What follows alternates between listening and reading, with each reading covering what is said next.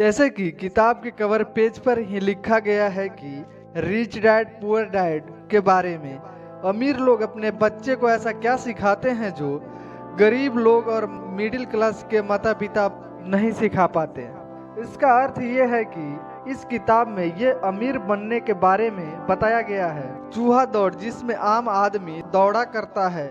चूहा दौड़ का अर्थ अपनी वित्तीय स्वतंत्र को प्राप्त करने का उपाय। हम नौकरी पाना चाहते हैं।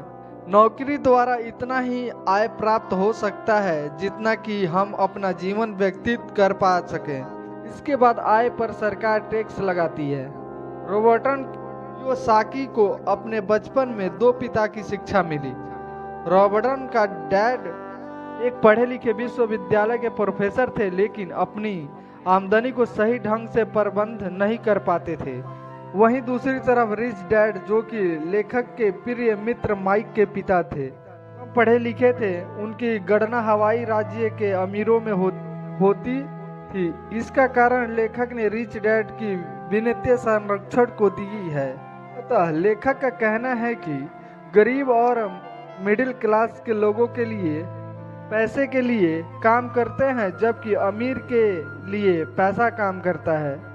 गरीब आदमी नौकरी की सुरक्षा, प्रमोशन और पेंशन के लिए काम करता है। ज़्यादा पैसे कमाने के लिए वो लोग ज़्यादा मेहनत को ही प्राथमिकता देते हैं, वैल्यू देते हैं। इस प्रकार उसके अंदर सुरक्षा की भावना रहती है, जबकि अमीर काम सीखने के लिए काम करते हैं। काम सीखने के बाद पैसा अपने आप आता है। नए नए तरीके खोजते रहते हैं, नई नई स्किलें खोजते रहते हैं। रॉबर्टन कियोसाकी का मानना रहा है कि बच्चों को विद्यालयों के वित्तीय संरक्षण का पाठ पढ़ाया जाना चाहिए। उसे आज के ये सूचना योग्य के लिए तैयार करना चाहिए, ना कि औद्योगिक युग की तरह स्कूल जाओ, अच्छे नंबर से पास हो और दायित्व में फर्क नहीं समझता है। यही कारण है कि वो घर को अपनी सबसे बड़ी पूंजी समझता है, जबकि वहीं पर उसके जेब से सबसे ज्यादा पैसे निकलता है।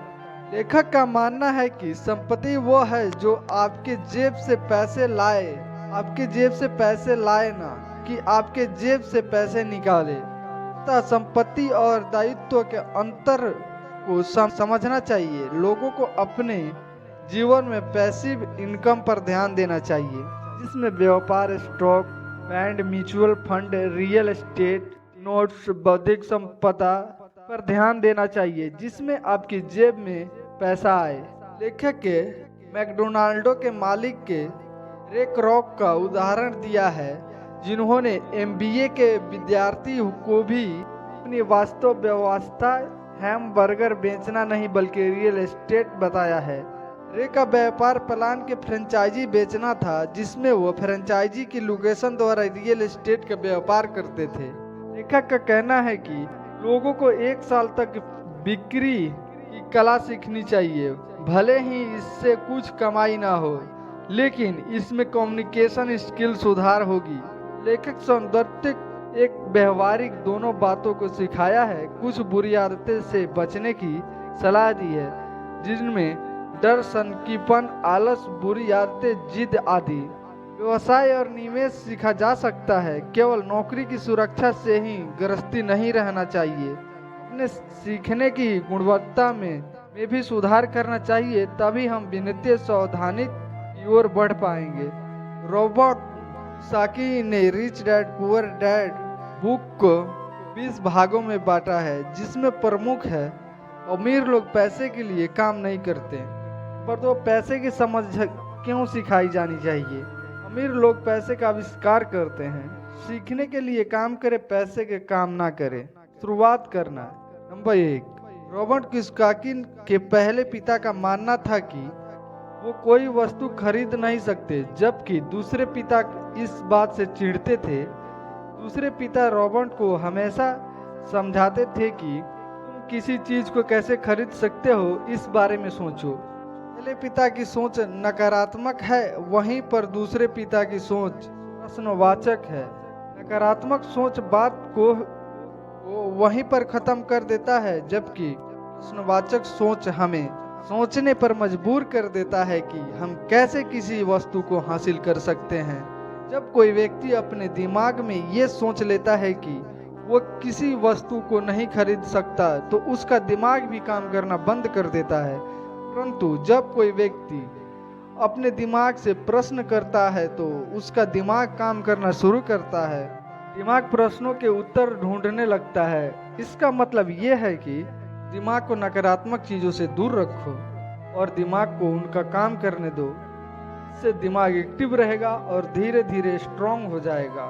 दो जोखिम।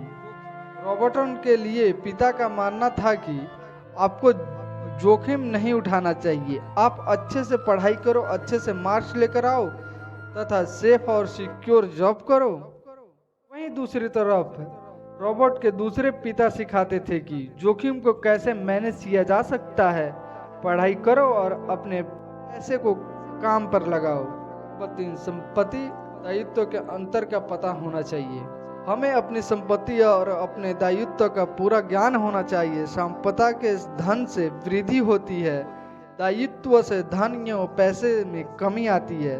यदि आप अमीर बनना चाहते हैं तो आप संपत्ति खरीदें, जमीन, लैंड, शेयर, इन्वेस्टमेंट। और यदि आप गरीब ही रहना चाहते तो आप दायित्व लोन पर लिया गया फर्नीचर, गाड़ी, लग्जरी प्रोडक्शन खरीदें। कंफ्यूज मत होना। आप फर्नीचर या गाड़ी खरीदते हैं तो इससे आपको किसी भी तरह का इनकम नहीं होगा। सबसे पहले खुद को पेमेंट करना। रॉबर्ट के दूसरे पिता रॉबर्ट को ये बात समझाई कि सबसे पहले आप अपनी कमाई का एक हिस्सा अपने लिए रखें और उन पैसे से अपने लिए ऐसी संपत्ति खरीदें जो आपको आय प्रदान करे। नंबर 5, गलतियों से सीख लेना। रॉबर्ट ने दोनों पिता नहीं उन्हें ये बात सिखाई कि यदि आप एक बार गलती करते हैं तो उस गलती की पुनरावृत्ति दोबारा नहीं करें, बल्कि इसे सीख लें और अपनी लाइफ में आगे बढ़ें। तो कमेंट्स करके बताइएगा वीडियो कैसा लगा। हमारे चैनल पर नए हैं तो लाइक करें, सब्सक्राइब करें, कमेंट्स करें। मिलते हैं नेक्स्ट वीडियो में। जय हिंद।